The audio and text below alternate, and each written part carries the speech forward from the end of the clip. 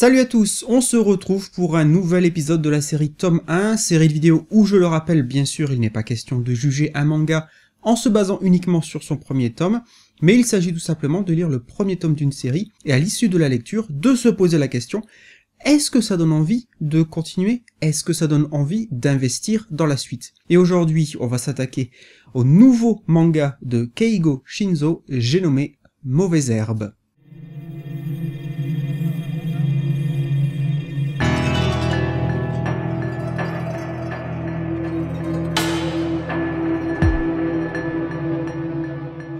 Alors Keigo Shinzo, c'est un auteur dont j'ai déjà parlé sur la chaîne à plusieurs reprises.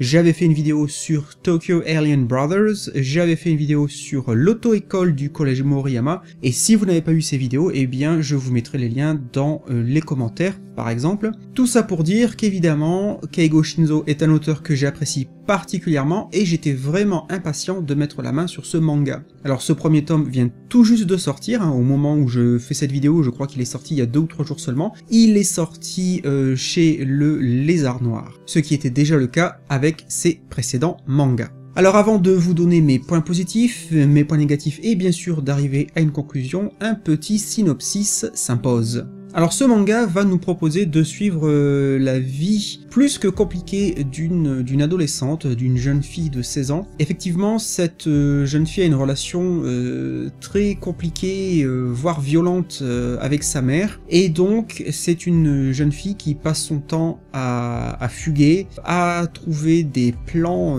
bizarres avec des hommes pour pouvoir passer la nuit chez eux entre guillemets gratuitement. Et d'ailleurs, dès le départ du manga, on va la découvrir dans une maison close illégale. Ce qui va nous amener très rapidement, quasiment immédiatement d'ailleurs, à rencontrer notre second personnage principal, un policier d'un certain âge. En effet, dans les premières pages, on voit donc que cette jeune fille s'apprête à participer à des actes douteux entre guillemets dans cette maison close, mais une descente de police survient et va arrêter tout le processus. Et parmi ces policiers, il y a donc cet enquêteur, ce lieutenant je crois, qui va donc voir cette jeune fille, et ça va lui faire un choc, parce qu'il croit en tout cas pendant un certain temps reconnaître dans le visage de cette jeune fille, eh bien les traits de sa défunte fille. Bref, tout ça pour dire que dans les pages qui vont suivre, eh bien on va suivre un petit peu en parallèle les journées et surtout les nuits de cette jeune fille qui va aller de plan bizarre en plan bizarre, en rencontrant des hommes eh bien quasiment toujours très douteux. Et puis de l'autre côté, on va suivre l'enquête entre guillemets de ce policier qui va donc aller au-delà de son devoir de flic, parce qu'il va se sentir interpellé, concerné par la vie de cette jeune fille, et on va donc avoir en gros ces deux destins qui vont se croiser, et toute la question va être de savoir, eh bien, que va-t-il se passer entre ces deux personnages? Est-ce que ce policier va réussir à aider cette jeune fille? Est-ce que cette jeune fille veut-elle même être aidée? Parce que c'est pas certain, mais je vais m'arrêter là pour le synopsis, car je ne veux pas vous gâcher la surprise de la lecture, je vous laisse découvrir tout ça de votre côté. J'attaque maintenant mes quelques points positifs avec le premier qui concerne la question du rythme. En effet, ce manga démarre sur les chapeaux de roue, car dès les premières pages, on est propulsé dans cet univers glauque, malsain, bien évidemment, de la prostitution, des maisons closes, et en plus qui emploie des mineurs, comme c'est ici le cas. Donc le manga démarre très vite, il nous happe directement dès les premières pages, dès les premières scènes, et en ce qui me concerne, eh bien je l'ai lu d'une traite, ce qui n'est pas toujours le cas, mais là vraiment je n'ai pas pu m'arrêter, j'ai vraiment été très vite attiré, pris par l'histoire, pris par les personnages. On a donc un manga qui démarre sur les chapeaux de roue, qui va vous attraper et qui ne va pas vous lâcher. Mon deuxième point positif, c'est le dessin, parce que j'ai trouvé qu'il y avait quelque chose d'intéressant. Effectivement, le dessin de Keigo Shinzo, je le connais bien pour avoir lu ses précédents mangas et les avoir entre guillemets analysés, mais ici c'est vrai qu'il aborde un sujet rarement abordé dans ses mangas, sauf Si on a lu son recueil de nouvelles qui s'appelle Holiday Junction, où il y avait déjà une histoire de pédophilie dans ce recueil d'histoires courtes, mais la plupart du temps, chez cet auteur, on a quand même beaucoup d'humour, des situations assez légères, etc.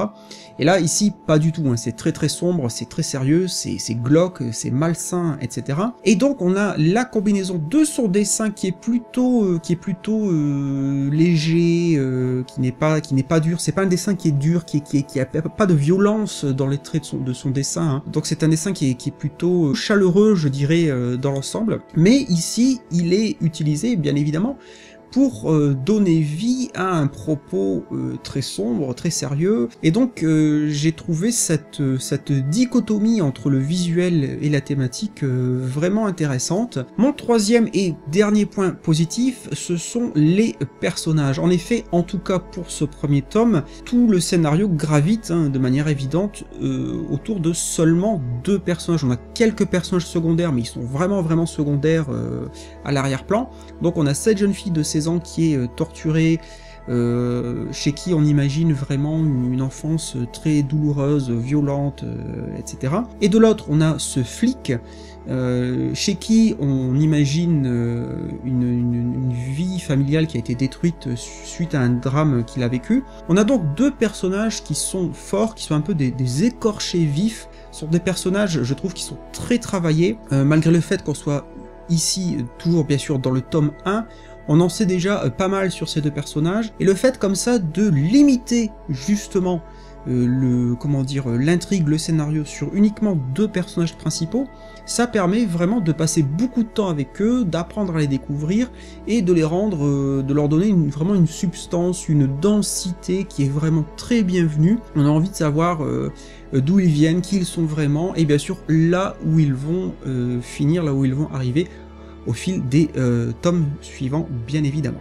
Alors, passé mes points positifs, j'ai quand même quelques points négatifs, quelques petites choses qui ne m'ont pas forcément plu. En tout cas, je trouve qu'il y a quand même quelque chose à redire. Alors, le premier point, bon, c'est totalement subjectif. C'est quelque chose qui m'est apparu à la fin de ma lecture. Je ne m'en étais pas rendu compte, en fait, sur les 3/4 du manga. Et arrivé à la fin, je me suis dit, j'ai l'impression que dans ce manga, en tout cas dans ce premier tome, en gros, 95% des personnages masculins dans ce premier tome sont des salauds, en fait. Il n'y a aucun personnage masculin qui est dépeint de manière positive, à part ce flic.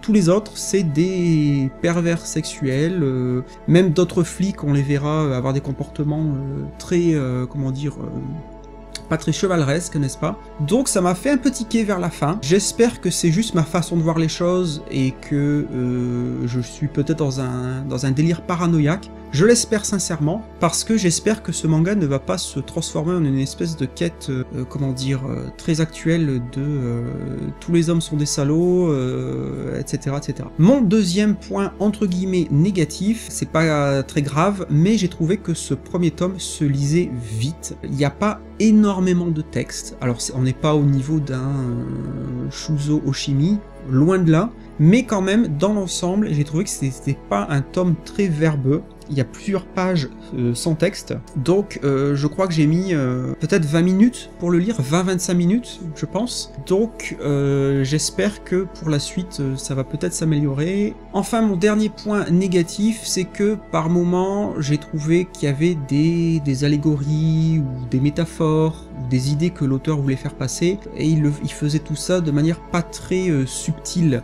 Par exemple, vous avez un chat errant qui revient plusieurs fois dans l'histoire, et dès qu'il apparaît, en fait, dès la première fois où on le voit, tout de suite, j'ai pensé, ça va être une métaphore ou une allégorie pour le destin de la jeune fille. Ce chat représente la jeune fille, en fait. Et évidemment, c'est bien le cas, donc j'ai trouvé que c'était un peu, c'était un petit peu enfoncer des portes ouvertes, hein. C'est un peu trop évident, j'ai trouvé. Un autre exemple pour ce genre de soucis, c'est au tout début, dans les premières pages, donc c'est pas c'est pas une surprise, je ne vous gâche rien, c'est dans les premières pages. Quand vous avez cette scène qui se passe dans cette maison close, vous comprenez ce qui est sur le point de se passer avec ces jeunes filles mineures qui ont affaire à des hommes, etc. Alors qu'on assiste à cette scène-là, il y a des haut-parleurs qui diffusent de la musique, et là, la chanson qui est diffusée, c'est une chanson très positive, et les paroles, c'est des choses comme ah, je vais te sauver, etc. Et donc, évidemment, c'est bien sûr fait exprès pour faire un énorme contraste, en fait, entre cette chanson, les paroles de la chanson, quelque chose de très naïf, de très mièvre, et puis la réalité de la situation. Voilà, une fois de plus, c'était pas très subtil comme moyen de faire passer une idée, mais bon, c'est rien de méchant. Alors, ma conclusion, quelle est-elle? Eh bien, j'ai beaucoup apprécié ce manga. Comme je l'ai dit précédemment, je l'ai lu d'une traite, donc si je n'avais pas apprécié, évidemment, ça n'aurait pas été le cas. Vraiment, très content dans l'ensemble, très satisfait de ce nouveau manga de Keigo Shinzo. C'est très prometteur. C'est surprenant de le voir nous proposer une histoire comme ça, beaucoup plus glauque, sombre, sérieuse que ses précédents mangas, donc ça change.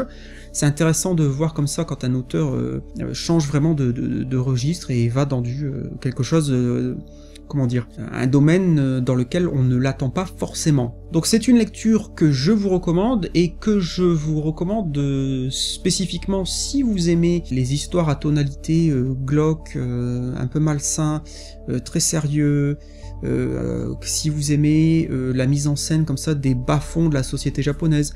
C'est un manga, en tout cas ce premier tome, qui m'a fait penser, alors une fois de plus je vais le citer, mais évidemment je ne rate pas une occasion, qui m'a fait penser à Uchijima, l'usurier de l'ombre. On retrouve un petit peu ce genre de dépiction inattendue et assez originale d'un Japon qu'on ne connaît pas forcément, ou qu'on n'a pas forcément envie de connaître.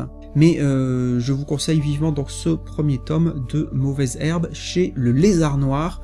Pour moi, ça a été une lecture vraiment agréable, et j'achèterai le tome 2 sans aucune hésitation.